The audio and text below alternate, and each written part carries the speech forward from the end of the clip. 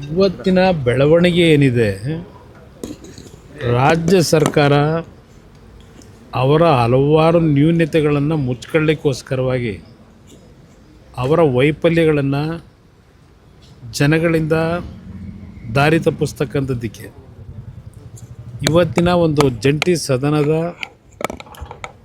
ಅಧಿವೇಶನ ಏನಾಗಬೇಕಾಗಿತ್ತು, ಈ ಸರ್ಕಾರದ ಸಣ್ಣತನದ ನಡವಳಿಕೆಗಳಿಂದ ಇವತ್ತು ಇಂಥ ಒಂದು ಪ್ರಕರಣ ಕರ್ನಾಟಕದಲ್ಲಿ ಮೊದಲನೇ ಬಾರಿಗೆ ಆಗಿದೆ.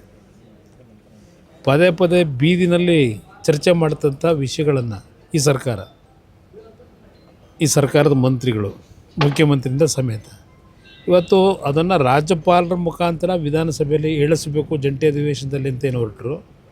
ಅದರ ಹಿನ್ನೆಲೆಯಲ್ಲಿ ಈ ಒಂದು ಪ್ರಕರಣ ಇವತ್ತು ರಾಜ್ಯದಲ್ಲಿ ಪ್ರಥಮ ಬಾರಿಗೆ ನಮ್ಮ ಸಂವಿಧಾನದ ಚೌಕಟ್ಟಿನ ವಿಧಾನಸಭೆಯಲ್ಲಿ ನಡೆದಿದೆ. ಇದರ ಒಟ್ಟಾರೆ ಸಾರಾಂಶ, ಈ ಸರ್ಕಾರಕ್ಕೆ ಇವರ ಹಲವಾರು ತಪ್ಪುಗಳನ್ನು ಮರೆಮಾಚೋಕ್ಕೋಸ್ಕರವಾಗಿ ಈ ಒಂದು ಜಂಟಿ ಅಧಿವೇಶನವನ್ನು ದುರುಪಯೋಗಪಡಿಸ್ಕೊಳ್ಳಿಕ್ಕೆ ಹೊರಟಿದ್ದಾರೆ.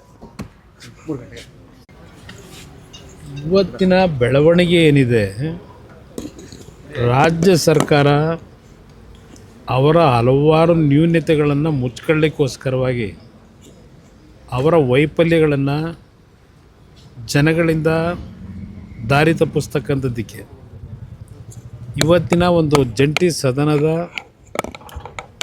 ಅಧಿವೇಶನ ಏನಾಗಬೇಕಾಗಿತ್ತು, ಈ ಸರ್ಕಾರದ ಸಣ್ಣತನದ ನಡವಳಿಕೆಗಳಿಂದ ಇವತ್ತು ಇಂಥ ಒಂದು ಪ್ರಕರಣ ಕರ್ನಾಟಕದಲ್ಲಿ ಮೊದಲನೇ ಬಾರಿಗೆ ಆಗಿದೆ. ಪದೇ ಪದೇ ಬೀದಿನಲ್ಲಿ ಚರ್ಚೆ ಮಾಡ್ತಂಥ ವಿಷಯಗಳನ್ನು ಈ ಸರ್ಕಾರದ ಮಂತ್ರಿಗಳು, ಮುಖ್ಯಮಂತ್ರಿಯಿಂದ ಸಮೇತ ಇವತ್ತು ಅದನ್ನು ರಾಜ್ಯಪಾಲರ ಮುಖಾಂತರ ವಿಧಾನಸಭೆಯಲ್ಲಿ ಇಳಿಸಬೇಕು ಜಂಟಿ ಅಧಿವೇಶನದಲ್ಲಿ ಅಂತೇನು ಹೊರಟರು. ಅದರ ಹಿನ್ನೆಲೆಯಲ್ಲಿ ಈ ಒಂದು ಪ್ರಕರಣ ಇವತ್ತು ರಾಜ್ಯದಲ್ಲಿ ಪ್ರಥಮ ಬಾರಿಗೆ ನಮ್ಮ ಸಂವಿಧಾನದ ಚೌಕಟ್ಟಿನ ವಿಧಾನಸಭೆಯಲ್ಲಿ ನಡೆದಿದೆ. ಇದರ ಒಟ್ಟಾರೆ ಸಾರಾಂಶ, ಈ ಸರ್ಕಾರಕ್ಕೆ ಇವರ ಹಲವಾರು ತಪ್ಪುಗಳನ್ನು ಮರೆಮಾಚೋಕ್ಕೋಸ್ಕರವಾಗಿ ಈ ಒಂದು ಜಂಟಿ ಅಧಿವೇಶನವನ್ನು ದುರುಪಯೋಗಪಡಿಸ್ಕೊಳ್ಳಿಕ್ಕೆ ಹೊರಟಿದ್ದಾರೆ.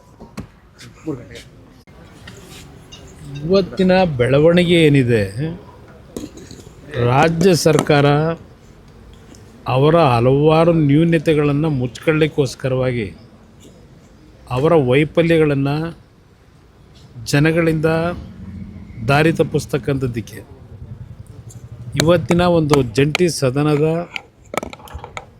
ಅಧಿವೇಶನ ಏನಾಗಬೇಕಾಗಿತ್ತು, ಈ ಸರ್ಕಾರದ ಸಣ್ಣತನದ ನಡವಳಿಕೆಗಳಿಂದ ಇವತ್ತು ಇಂಥ ಒಂದು ಪ್ರಕರಣ ಕರ್ನಾಟಕದಲ್ಲಿ ಮೊದಲನೇ ಬಾರಿಗೆ ಆಗಿದೆ.